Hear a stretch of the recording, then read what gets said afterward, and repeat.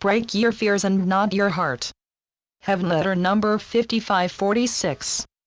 January 31, 2016. You may have become comfortable with wrenching your heart, squeezing it, making your heart break. You may think that heartbreak is the lay of the land. You may think that broken-hearted is the only way to go. So much in life seems to have been taken from you, wrested from you, obliterated from you. There is even word for your suffering in romantic novels and in the world, and the word is drama. You perform in a tragedy. Must you think this way about your presence in the world I made for you and gave to you? Is it tragedy that your friends rise to heaven in the everyday world, and you are left to miss them and want them back with you, and find it very hard to get over having been left behind? It is too terrible for you to contemplate ahead of time, and too terrible to mourn after the fact. It is too terrible for you to consider that everyone on earth is temporary, a blink of an eye, and then, blip, gone somewhere, never to be seen again on earth. Indeed, this is a worldview. The truth is different. The truth is that you will meet your loved ones again by and by. You will be with them fully, and you will recognize them by their light.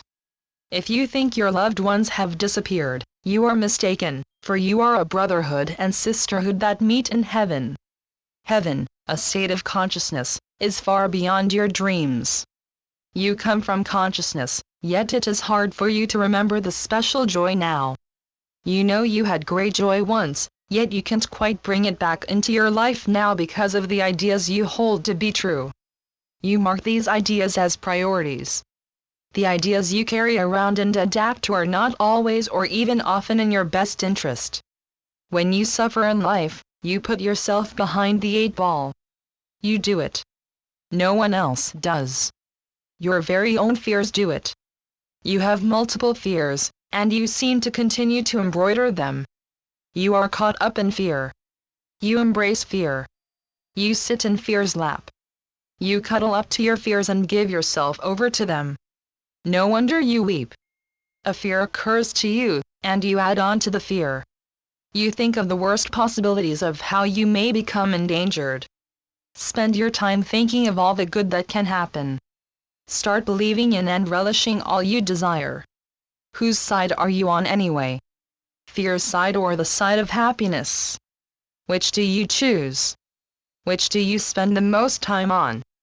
Beloveds, what do you bank on? What do you premeditate? You have habits you want to break. Yes, here's a good slogan. Break your fears and not your heart. Expose your fears. Pluck them out the same way you pluck your eyebrows. Your fears really do not merit the time of day, and yet, it seems you favor your fears. It could be said that you coddle your fears. I suggest you let your fears dry out. Put them aside. There are other things you can be doing. Build sandcastles. Plant daylilies. Get yourself a dog or a cat or any pet you choose.